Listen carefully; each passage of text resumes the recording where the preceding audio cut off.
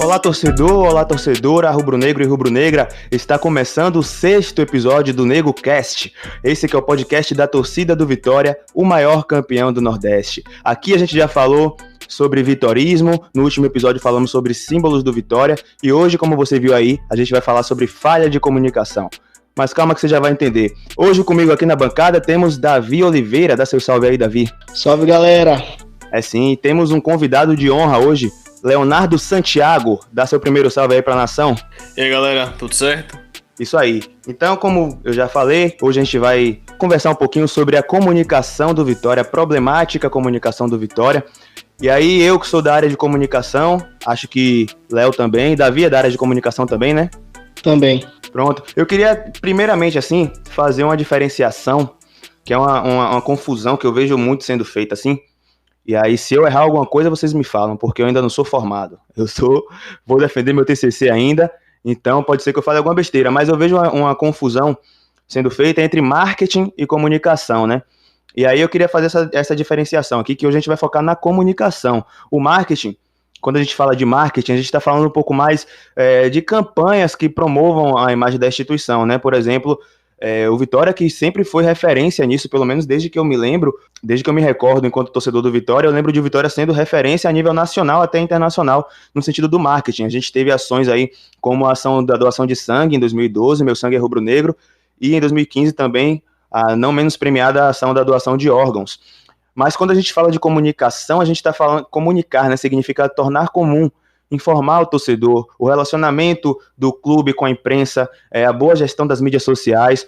Lembrando que tudo isso também promove a imagem da instituição, assim como o marketing, mas precisa de uma atenção profissional, coisa que há algum tempo não está acontecendo, mas a gente vai falar disso ao longo do programa.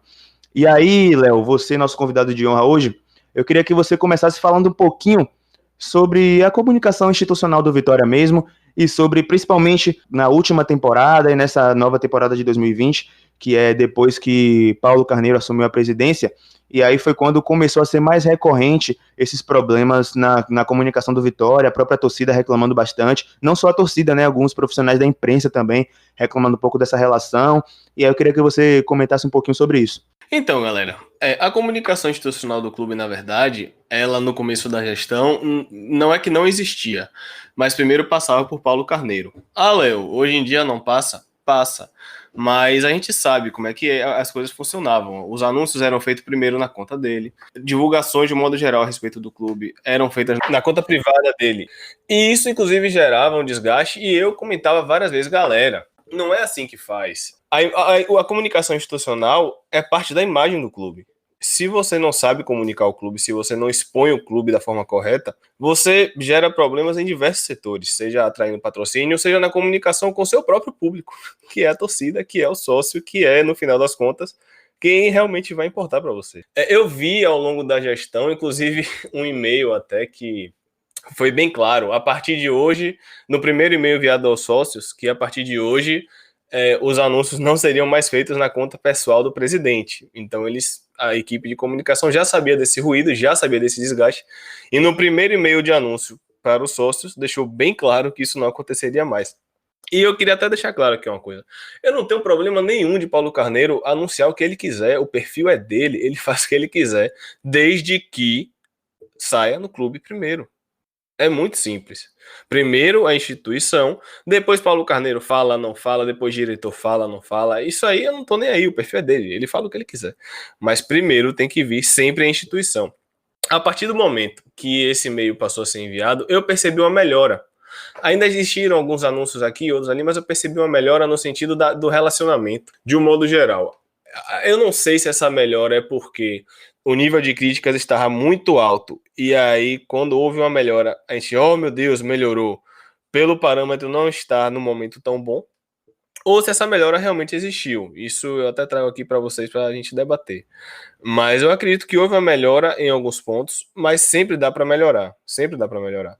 Ô Léo, mas eu acho que chega a ser bizarro um clube de futebol profissional precisar enviar um e-mail falando, olha, a partir de hoje a comunicação será feita de maneira profissional, sabe? A partir de hoje a comunicação será feita pela instituição e não na pessoa do presidente do Vitória. E mesmo assim, mesmo nessa tentativa de institucionalização da comunicação, eu percebo ainda essa personalização. O próprio papo com o presidente está aí para provar isso, né? A própria live do Vitória, que até virou meme essa semana, está aí para provar isso. E assim, essa questão dos anúncios via Twitter pessoal dele até melhorou um pouco, não sei também porque ele me bloqueou, mas os áudios no Zap, né, do presidente Paulo Carneiro também, que são uma grande marca aí da gestão dele, não pararam. E aí é áudio batendo boca com o torcedor, áudio ofendendo o torcedor, chamando de pregueiro e outras coisas mais. Enfim, é muito complicada essa questão. Eu queria, Davi, que você comentasse um pouco também sobre isso, mas eu acho muito, muito perigoso até. Galera, desculpa, rapidinho, só para até complementar o que o Al falou, para a gente trazer esse debate para outro momento também. Em alguns pontos que Paulo Carneiro fala, em alguns assuntos, eu concordo com o que ele fala, mas a forma com que ele fala, a forma com que ele se dirige às pessoas, faz com que ele fique errado, mesmo tendo um raciocínio lógico por trás do que ele está falando. Então, as crises da gestão são geradas pela própria gestão. Não é só o que você fala, é como você fala. E a forma de falar acaba gerando ruído totalmente desnecessário, polêmicas desnecessárias, ruídos desnecessários, que não tinha necessidade. Tudo é a forma de se falar, e isso é desde o começo, e isso segue. Sim, de fato, de fato. Davi, eu queria que você comentasse também essa questão da personalização do presidente do Vitória, né?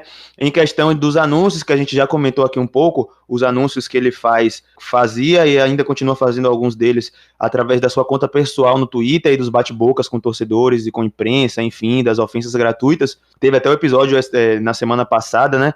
Na semana retrasada, na verdade, esse episódio está saindo no dia 29 de junho, o episódio do bate-boca dele, que teve repercussão nacional a respeito da questão do futebol feminino na Rádio Metrópole, mas eu queria que você comentasse isso também, a sua opinião em relação também aos áudios do WhatsApp, que ele vive batendo boca com o torcedor no WhatsApp, às vezes dando algumas informações confidenciais até, algumas informações que dizem respeito à gestão interna do clube através de WhatsApp, e ele sabe, né, ele tem noção que esses áudios vão circular em grupos da torcida do Vitória e até fora deles. Eu acho que é até um pouco de irresponsabilidade, eu não diria ingenuidade, porque eu não vejo ele como uma pessoa ingênua em nenhuma das ações que ele toma. Eu diria que é irresponsabilidade mesmo, mas qual é a sua opinião aí nesse assunto? Eu acho que, se a gente for falar de comunicação, a gente sabe que a comunicação ela é um braço do marketing, né? E o que eu vejo o Paulo Carneiro fazendo, na verdade, é um marketing pessoal dele. Ele parece ter está utilizando os meios de comunicação do Vitória para fazer meio que um marketing pessoal dele, porque se a gente está nos grupos de torcedores do Vitória, até tem essa brincadeira que qualquer áudio que chega a gente sempre pensa que é um áudio de Paulo Carneiro, porque já virou uma marca dele de mandar áudio, no caso. Verdade. Outra coisa que a gente percebe é que Paulo Carneiro meio que fez o Twitter dele agora as páginas de comunicação do Vitória. Porque a gente só vê a imagem dele, virou uma personificação dele ali, a parte de comunicação do Vitória. Então eu não consigo ver outra coisa a não ser um marketing pessoal dele, utilizando do Vitória para isso, tá ligado? Utilizando a rede de comunicação do Vitória para isso. Mas aí, claro que a gente fala muito de Paulo Carneiro aqui, porque ele mesmo se coloca nessa posição central, né? Então não tem como falar de qualquer coisa do Vitória sem acabar falando dele, mesmo que seja um setor, a parte do clube que deveria ser gerido por pessoas profissionais da área. Mas para não ficar só batendo em Paulo Carneiro aqui, a gente tem umas coisas mais gerazonas mesmo, né? Uma das coisas que eu vi a galera reclamando bastante, por exemplo, era a questão dos erros de português, erros de concordância, erros ortográficos mesmo, nas publicações do Vitória. E aí, além dos erros de português, tem uma série de coisas que a galera se queixava, né? As fotos publicadas nas redes sociais em péssima qualidade, a galera até brincava, né? Que eram fotos tiradas de TechPix, vídeos no canal do Vitória feito de qualquer jeito, sem qualquer apelo à identidade com o clube. Eu posso lembrar aqui também de exibição. Isso foi uma coisa eu particularmente achei bem grave, né? Léo, até queria que você comentasse sobre isso. Eu lembro que a gente até chegou a interagir em alguns tweets sobre isso, que o Vitória, quando mudou de patrocinador, de fornecedor esportivo, na verdade, da capa para topper, não, da topper para capa, ficou, acho que um mês ainda nas redes oficiais do Vitória, banners com a marca da Topper, na capa do YouTube estava a marca da Topper, o Vitória postava fotos com jogadores treinando, fotos antigas, né, com jogadores treinando com a marca da Topper sendo estampada, e chegou ao cúmulo de ter alguns jogos da divisão de base com os jogadores usando uniformes da Topper. Vamos lá.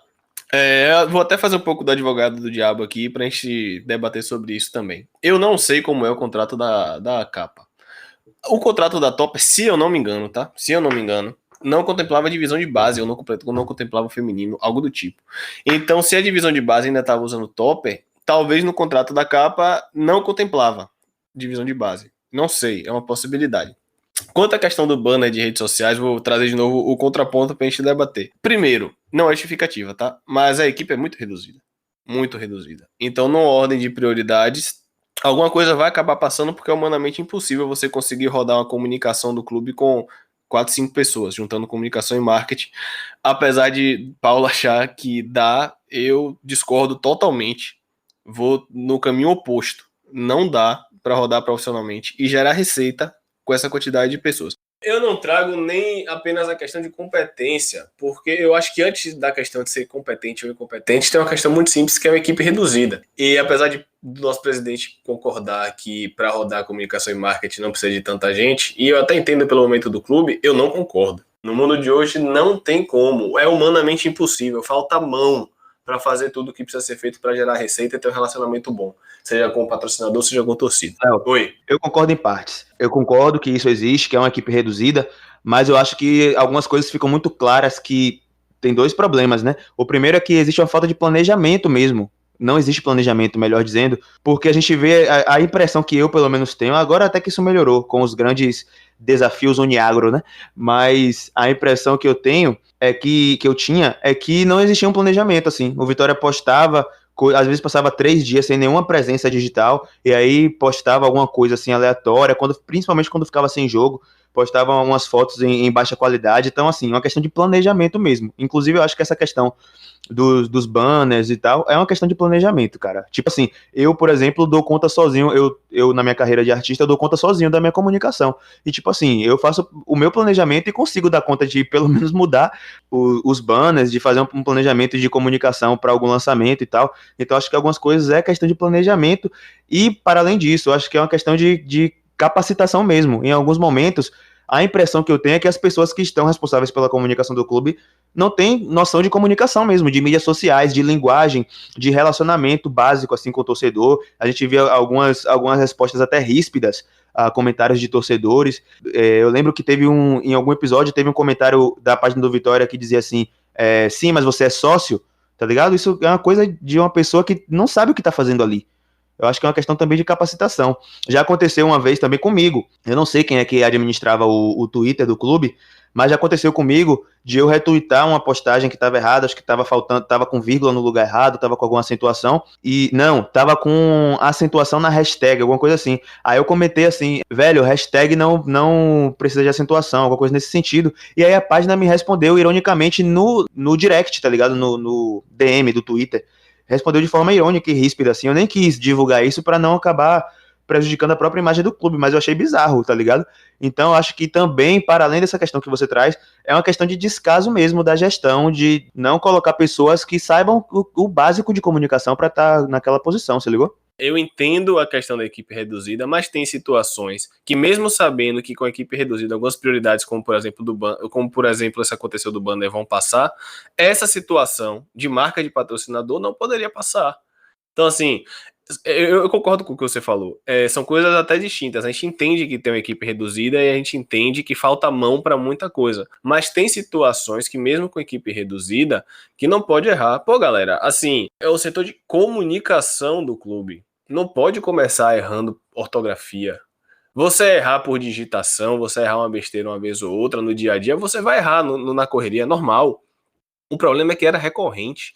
Como é que alguém de comunicação erra ortografia? E aí, quando eu falava isso, me chamava de chato, não sei o que, se preocupe com o campo, como se fossem coisas, assim, como se uma coisa você não pudesse separar da outra. Eu tô preocupado com o campo e tô preocupado com a comunicação também. Dá pra ser chato nas duas coisas. Então, assim, eu concordo com você. Inclusive, essa questão do banner, como eu falei, das marcas, é uma coisa que eu acredito que, vendo de fora, claro, era uma prioridade. e não poderia deixar de passar. E essa questão de responder torcedor, bicho, eu considero até inexplicável. Teve gente, inclusive, falando esse ano que chegou a ser bloqueada, velho. Assim, meu Deus do céu, você tá bloqueando um potencial consumidor. Não importa se o cara é chato, se o cara reclama de tudo. Você tem que trabalhar para esse cara ir no clube e comprar alguma coisa, ou comparecer no jogo, tentar fidelizar esse cara. Você bloqueando ele, você tá perdendo dinheiro. Exatamente. Então, assim, eu não consigo entender qual é a lógica de apagar comentário. Não sei se apagaram, tá? Isso é o modo geral que eu tô falando. Eu ouvi relatos só de gente sendo bloqueada. Eu não consigo entender isso, não tem lógica de bloquear. Assim, não faz bem pro clube, não faz bem pra quem tá na gestão, porque vai tomar porrada, não faz bem pra torcida, não faz bem pra ninguém, sabe? Exatamente. É a questão simples, básica, de lógica mesmo. Até quem não é de comunicação entende isso, não faz o menor sentido. E eu lembro que tinha, para além dessa questão de erro ortográfico, não sei se Davi lembra disso também, ano passado teve um caso emblemático de uma foto que foi postada nas redes sociais do Vitória, no aeroporto. O Vitória estava a caminho de algum jogo pela Série B, e aí os caras me tiraram uma foto em que aparecia um cidadão com a camisa do Bahia, bicho, no aeroporto. Eu lembro. E o Vitória postou, tá ligado? Então, assim, é coisa, como eu falo, velho, eu bato sempre nessa tecla, é coisa de quem não tem noção básica de comunicação, tá ligado? De semiótica, de simbologia. Esse ano também aconteceu isso, depois do Bavi, essa foto ainda tá no feed, inclusive, o Vitória achou de bom grado tirar uma foto na frente do ônibus do Bahia, uma foto de péssima qualidade, diga-se de passagem, e postar foto. Só que aí, tipo, beleza, a ideia pode até fazer sentido, mas quando você olha a foto no feed do Vitória, tá uma foto dos jogadores do Vitória com um fundo azul e vermelho, que não dá para entender sem o contexto, que é o ônibus do Bahia, e qual era o contexto da foto, que tinha sido depois de um Bavi, tá ligado? Então, assim, são coisas a se pensar. E aí, para fechar essa citação de casos emblemáticos, teve o meu caso preferido no ano passado, que foi a grande ideia, a grande campanha chamada Brota no Barradão, na qual acho que ele era o responsável pela comunicação do Vitória na época, o Alex Bittencourt. Ele tem um canal no YouTube que me falhou o nome agora. Ele convidou o influencer Lucas Lelé para gravar um vídeo convidando as pessoas para o Barradão, para o próximo jogo do Vitória. Só que assim, cara, não sei, em algum momento no campo das ideias isso deveria estar parecendo muito massa, mas assim, a execução foi, assim, vergonha alheia total, tá ligado? Não, a torcida do Vitória não gostou, em geral, assim, não funcionou, o Barradão não encheu no jogo seguinte, virou meme, enfim, esse caso pra mim foi o retrato, assim, da comunicação do Vitória nessa atual gestão. Até trazendo um pouco essa questão de influência, eu vou até trazer um pouco do que eu faço, que eu também trabalho com digital, trabalho em agência, então eu atendo só de contas de Instagram e anúncio e o cacete, eu atendo mais de 8. Então, assim, o que eu vejo no Vitória, e até pela questão financeira, eu vou até trazer esse exemplo dos influencers para ilustrar, é que falta uma constância. Falta algo constante. A gente fez uma campanha no passado muito bonita, velho. Me emocionei, inclusive, com o vídeo das crianças. Fez uma campanha de desconto, blá, blá, blá, parará, e parou. Campanha com crianças. E parou. Fez uma ação com o Lucas Lelé, fez alguma outra com o Leozito, na época que eu me lembro também. Foram 3 ou 4 e aí parou. Então, assim, existem formas de você se manter no digital, fazendo até mesmo campanhas, sem precisar colocar um outdoor na rua. É claro que o ideal é fazer o digital e o off ao mesmo tempo, para você ter uma integração e ter um alcance mais interessante. Mas você, não adianta você pegar, fazer 2 vídeos com influência e parar. Não tô nem falando se a culpa é de Alex, se não é de Alex, isso aí não me importa, de verdade. Eu tô falando do clube de um modo geral. Não existe um planejamento constante para isso. Eu passei um tempo, eu ia passar um mês. Passei 15 dias no esporte. E o diretor de marketing tá lá há 5, 6 anos, Rafael. Eu perguntei para ele, velho, o que é que você fez aqui? Perguntei assim, o que é que você fez aqui para sair de 15, 16 mil sócios para 45? Aí ele, velho, campanha constante, toda hora. Se não tem dinheiro para fazer uma campanha, faz uma só do digital, chama a torcida, sabe? Foi constante, claro, a bola ajudou. Ajudou entre aspas, porque eles caíram junto com a gente, diga-se de passagem. Mas assim, tem que ser constante. Eu não vejo uma constância no Vitória hoje. Eu não vejo algo, como você falou, um planejamento, mas não é um planejamento de publicação, de data comemorativa, de rede social. É um planejamento de o que vamos fazer, quais são as fases do que a gente vai fazer, como a gente vai fazer e qual o mínimo de custo que a gente precisa para fazer isso. Eu não vejo isso. Eu não acho que exista um planejamento a longo prazo na comunicação do Vitória. tá ligado? Eu lembro também que nessa época, com o Alex, a gente teve um momento, acho que especificamente quando a gente mudou pra Fonte Nova, que as redes sociais do clube começaram a ser mais presentes, começaram a postar mais foto, começaram a botar mais coisa de torcida. Esse vídeo realmente não pegou bem, mas assim, pelo menos você via que tava tentando. Não significa que você goste ou que você concorde, etc. Mas você estava vendo que pelo menos as coisas estavam tentando mudar. Mas aí depois voltou. O que eu sinto hoje em dia é que a gente faz o feijão com arroz. Entendo que não tem dinheiro, mas dá para fazer mais do que o feijão com arroz sem dinheiro.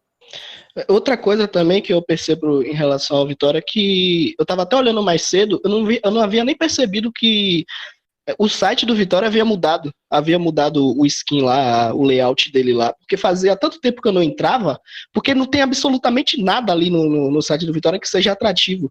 Ou seja, é apenas uma página que percebi também que tem o podcast lá do Vitória, que nada mais é do que as coletivas. Isso pra mim não é podcast, tá ligado?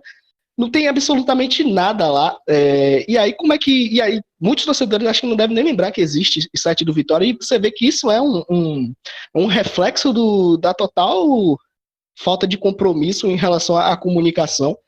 Também concordo com isso da ausência de campanhas que o Vitória podia fazer na própria mídia social. Eu também trabalho com isso, eu sou design gráfico, também estou muito próximo do social media, essas coisas assim. Então, eu sei muito bem que para você movimentar uma página, você tem que estar sempre alimentando ela com alguma coisa que atraia o público, né? Atrai o seu cliente. O Vitória realmente não faz isso, não faz nada. Atualmente também o que o Vitória tem passado é apenas comunicativos e, tipo, nada realmente interessante que faça o torcedor estar lá sempre na sua rede social. E aí é o reflexo de, tipo, se você não tem um público ativo na sua rede social, você também não vai ter patrocínio para expor sua marca lá. Então o Vitória só tem a perder com isso. Isso é muito interessante, porque ao mesmo tempo que o Vitória enxerga o seu torcedor e, sobretudo, o seu sócio torcedor como um cliente, uma pessoa que está ali meramente pagando, financiando, né? Isso fica claro na postura do presidente do Vitória. O Vitória não trata o torcedor como cliente, né? O Vitória trata o torcedor como qualquer coisa, menos como cliente. E aí, Davi, enquanto você falava, eu resolvi abrir o site do Vitória aqui. Hoje é dia 22 de junho, a gente tá gravando. E aí o site do Vitória não tem absoluta nenhuma menção à questão do Covid-19. Aí tem essa questão do podcast que você falou, que são as coletivas, que você falou, pra mim isso não é podcast, pra você não, cara, isso não é podcast. Isso são coletivas, não é um podcast. Podcast é isso aqui que a gente faz. Aí tem aqui um guia do Leão, que é um guia oficial de jogo, ano 3, que tá aqui a foto de Felipe G2. Estamos em junho de 2020. E tem uma foto de Felipe G2 aqui. E a parte que eu mais gostei aqui nesse tour pelo site do Vitória, no dia de hoje, é que aqui na seção Esportes Olímpicos tá estampada a seguinte notícia. De 10 de abril de 2020. CBF anuncia auxílio para o futebol feminino. E aí o subtítulo é: time feminino do Leão é contemplado com auxílio financeiro. Aí vocês dissertam sobre isso. Era o que eu tava falando, né? A total negligência do Vitória de atualizar até mesmo o seu site. Agora, só pra não ficar dando porrada. Ultimamente, a gente teve campanhas que eu me surpreendi, inclusive, positivamente, que o Vitória se posicionou. Se eu não me engano, no dia de combate à homofobia, a pauta de racismo, na verdade, o Vitória já vinha levantando há algum tempo essa bandeira. Mas o combate à homofobia e algo relacionado às mulheres. Uma pena que depois dessa publicação a gente teve todo o contexto e polêmica voltado ao futebol feminino. E a gente entra em outra questão. Será que adianta se posicionar institucionalmente e depois acontecer uma polêmica desse tamanho? Mas assim, eu pelo menos, especialmente a parte do combate à homofobia, eu vou ser muito sincero, eu não esperava que o Vitória se posicionasse. E o Vitória se posicionou com relação àquilo. Eu falei, rapaz, que bom isso. Mas aí que tá. É bom porque realmente é muito bom, ou a gente acha isso bom porque a nossa expectativa tá muito baixa? Tá ligado? Porque pra mim isso é o básico, velho. Um time em 2020, um clube em 2020 se posicionar contra a homofobia, contra o racismo, pra mim isso é o básico. Isso não é motivo de aplauso, de elogio, é motivo de orgulho, sim, mas não pra mim, o Wallace Cardoso, não é nada além do que a obrigação. E pior ainda quando isso só vem sob pressão. A gente sabe que esse posicionamento, por exemplo, não é o do presidente do Vitória, que se coloca como o próprio clube em muitos momentos. A gente sabe que para ele essas coisas não são importantes. Para ele, futebol feminino, a modalidade de futebol feminino, para ele não é importante. tá ligado? Então, é isso. Parece que eu fico só batendo, mas é porque, velho, pra mim são coisas muito básicas, muito triviais, tá ligado? Que não é motivo de parabenização, se ligou? Isso é o mínimo e é para piorar. Além de ser o mínimo, só aconteceu sob pressão. Porque se a própria torcida não tivesse pressionado, se a gente não tivesse um rival próximo que está, para além de se posicionando, gerando lucro com isso, tá ligado? Lucro, aí eu falo de lucro financeiro, falo de lucro de imagem, lucro de número de torcedores, número de clientes, tá ligado? Porque tem uma galera que começou a acompanhar o rival, uma galera a nível Brasil, que eu tô falando, e até fora do Brasil, que começou a acompanhar justamente após a repercussão positiva dessas campanhas. E isso gera dinheiro, que é o que Paulo Carneiro tanto gosta, né? Acho que ele gosta mais disso do que do próprio Vitória. Então, eu acho, cara, que isso não é motivo de parabenizar a comunicação do Vitória, não. E acho que só foi feito, para resumir, que só foi feito porque se não fizesse ia ficar muito feio, tá ligado? Mas, como ficou claro, não é o posicionamento do clube, tá ligado? Enquanto instituição. Além disso, Al, o que a gente vê que há meio que um desentendimento entre a parte de marketing do Vitória e o presidente do Vitória, que é também aquele que usa as redes de comunicação do Vitória para se autopromover, como a gente falou aqui. Porque, tipo assim, a gente fala que, como o Leonardo trouxe, a gente traz aqui algumas campanhas que o Vitória fez, que eu também concordo que, para mim, é obrigação de qualquer clube hoje em dia, sobre racismo, sobre a questão das mulheres e tal. Só que aí a gente tem o histórico de polêmicas com Paulo Carneiro, que essa mais recente do futebol feminino, também a gente tem do Leão Raiz, né? Que ele acredita que aquele leão ele acaba sendo assustador para crianças, mas a gente vê que a característica do leão é um leão de dreads e tal, sendo que também quando a gente vai olhar o outro leão, o leão antigo, o leão todo mal feito, como é que aquilo ali não assustava a criança? Porque ele vai bater logo exatamente nisso. Então a gente pega esse tipo de coisa, a gente vê que pode até ser que um marketing do Vitória queira trabalhar, né? Mas na hora de fazer certas coisas, acaba que a imagem de Paulo Carneiro ofusca o trabalho do marketing. O que eu não entendo em termos de postura é o que é que isso... Imagine, vou pensar com a cabeça pro Paulo Carneiro, tá? O que é que isso tudo agrega para Paulo Carneiro? Ele, em termos eleitorais, inclusive, ele acaba ficando ilhado, ele fica dependendo, entre aspas, só, entre aspas, do futebol. Tem mais nada que segure ele. Então, assim, não faz sentido ele falar mais do que deveria, ele não se preservar, ele ficar dando resposta. Se ele se preservasse, metade das crises não existiriam e seria melhor para ele. Mas ele tá exclusivamente dependente, mais do que qualquer outro, da bola.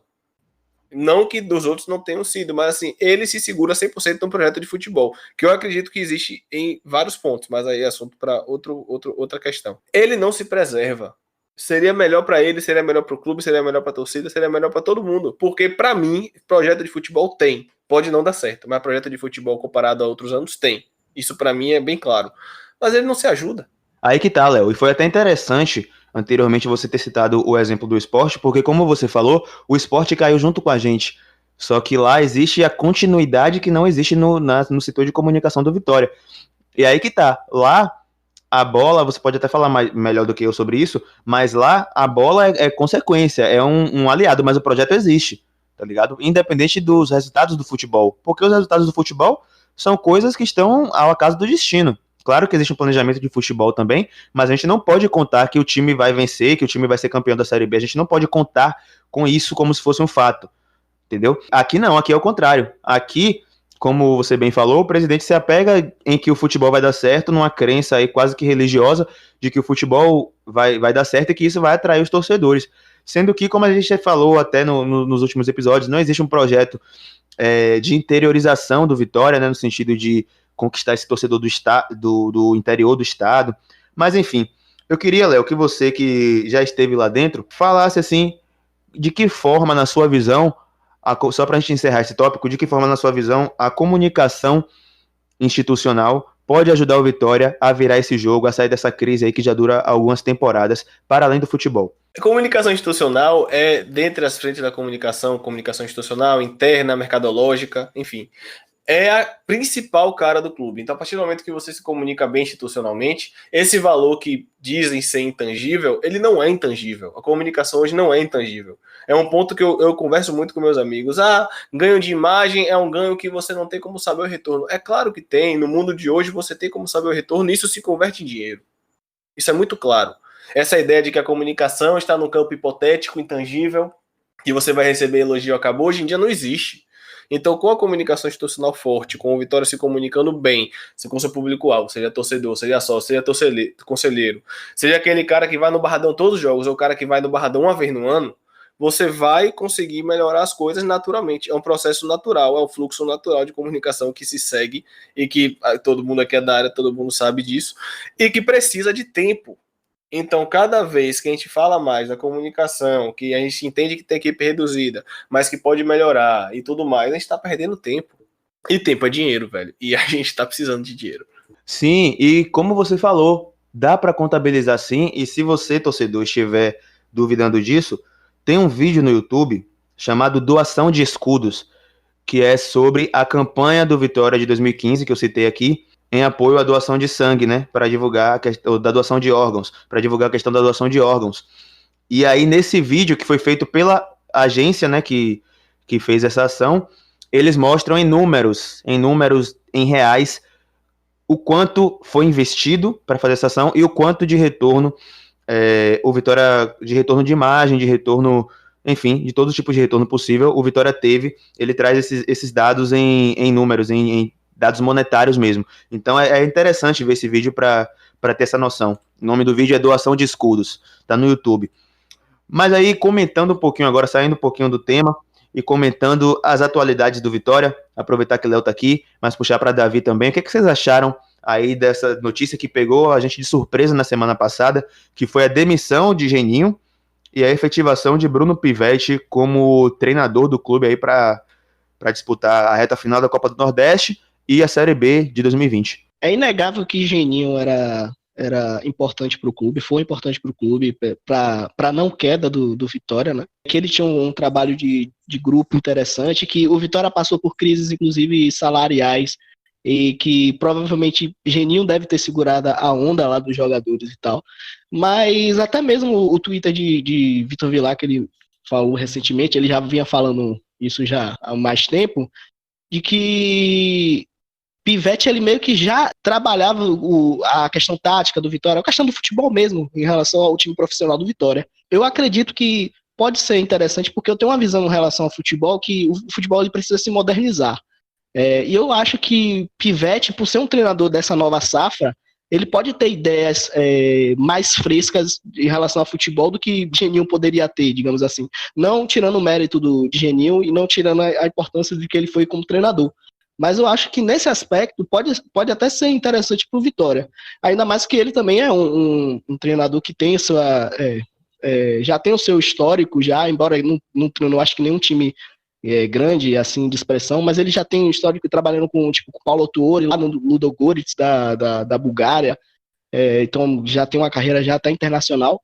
Eu acho que pode ser positivo sim para o Vitória. Vamos lá, eu concordo que vestiário, o Geninho segurou muito ano passado, ele foi muito importante ano passado. Meu receio não é com o Pivetti. Eu acho o Pivetti, inclusive, um profissional sensacional. Eu já li o livro dele, inclusive, vejo sempre que posso vídeos sobre ele falando. Então, assim, eu realmente gosto muito dele na parte de metodologia, de aplicar conceitos. Eu realmente gosto muito disso. Meu único receio, é que isso é totalmente diferente de treinar no campo, na rotina, no dia a dia. Não é que eu não acho ele bom, eu acho ele muito bom. Mas a gente tá entrando num campeonato em que não é só campo que ganha. Você também ganha no vestiário, você também ganha na conversa no dia a dia, você também ganha na vontade.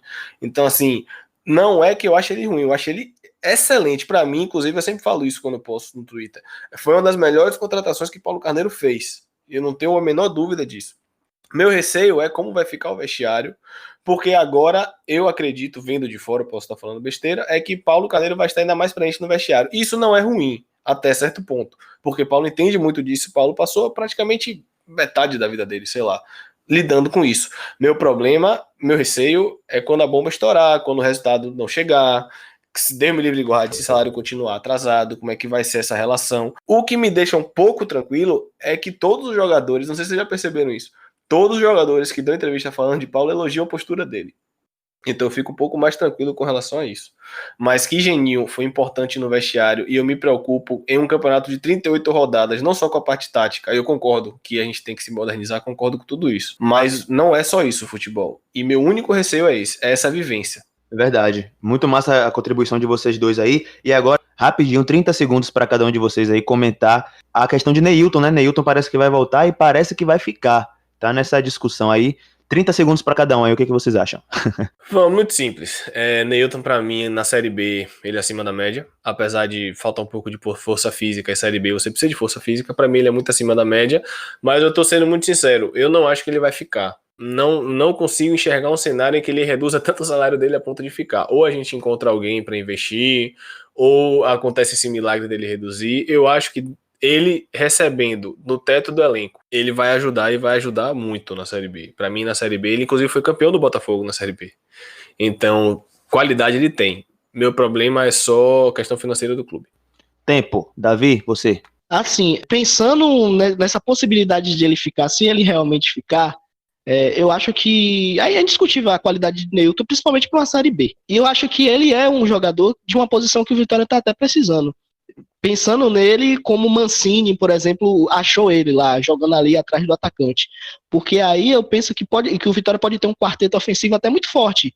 De Neilton, Vico, que vinha jogando bem, Alisson Farias também, que já estava começando a crescer, e o próprio Léo Ceará. Eu acho que esse quarteto para uma Série B, se jogar assim, né, um 4-4-2, que vai ser muito interessante para o Vitória a permanência de Neilton. Com o Jordi entrando aos 32 do segundo tempo, correndo mais que Usain Bolt, e metendo o gol da vitória como sempre. Vamos lá, muito obrigado. Estamos ficando por aqui, mas antes, Léo, muito obrigado pela participação aqui no NegoCast. Volte sempre que puder. E suas considerações finais aí para o torcedor, para a torcedora do Vitória? Então, galera, muito obrigado pelo convite. Sempre bom debater, né, sobre o Vitória, sobre nossa área de atuação e tudo mais. O recado que eu posso deixar para a galera é que a gente ainda vai passar por momentos difíceis, mas a gente tem que se conscientizar disso e ajudar sempre que possível.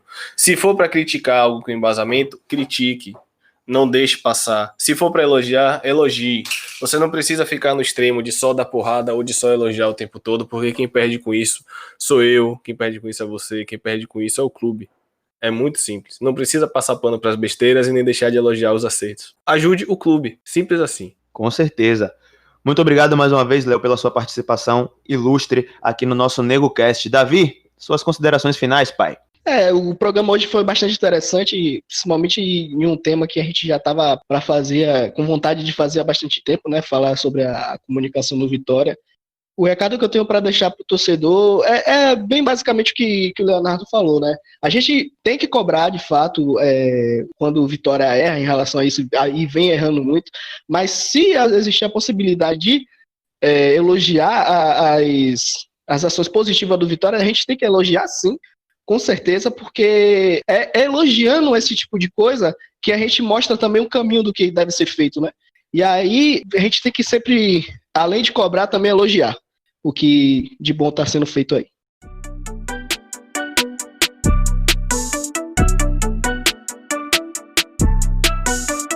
Isso aí, esse foi mais um episódio do NegoCast e a gente tem duas maneiras de saber se esse episódio deu certo. A primeira é que se PC gravar um áudio falando aqui, reclamando, xingando a gente por causa do episódio, é porque o episódio circulou. E a segunda é você se inscrever, curtir, compartilhar, se inscrever aí na plataforma que você estiver ouvindo, né? A gente tá no YouTube, a gente tá no Spotify, a gente tá em qualquer lugar que você quiser ouvir sobre o Vitória. Esse é o NegoCast. Você percebeu que a partir do programa de hoje, a gente está com as vinhetas aí personalizadas. Quem fez a vinheta foi o nosso irmão e também torcedor do Vitória, Felipe Moraes. Fica aqui o nosso agradecimento. E agora, todos os programas, nós temos as vinhetas personalizadas do NegoCast.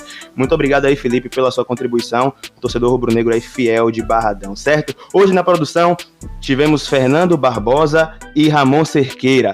Vamos ficando por aqui e até a próxima edição. Esse é o NegoCast, o podcast da torcida do Vitória, o maior campeão do Nordeste. Pega, Leão!